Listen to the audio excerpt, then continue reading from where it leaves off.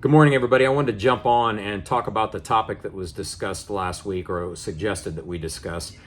And that is, how do you balance being a loving follower of Christ with all of the social norms that are going on in the world today that are completely opposed to what we should be believing and what we should be doing as Christ followers. And then, that forces us into an area where we're called a bigot and we're outside of the norm.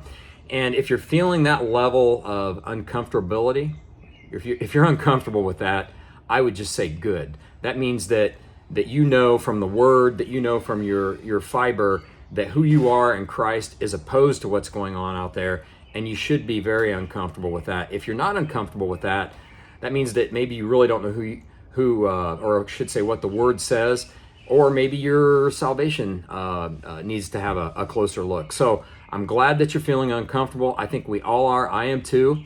But I did want to start with, let's just, what does the Word say very simply about who we are in Christ? And I'm going to jump into 2 Corinthians 5:17. And it says, "Therefore, if anyone is in Christ, the new creation has come. The old has gone, the new is here." So first and foremost, we are a new creation.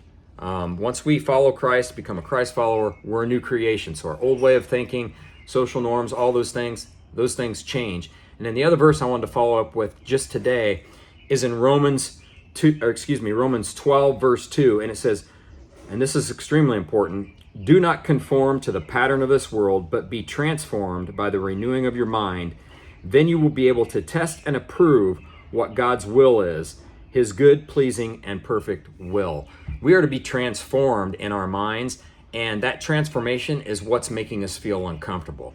So we've established who we are. We're a new creation, and we're to be transformed. We're supposed to be those two things, and that's why we feel uncomfortable. That being said, I think there's some verses that'll back up how we are supposed to react and what we're supposed to do in this world. And I would say that it's okay to be called a bigot, okay?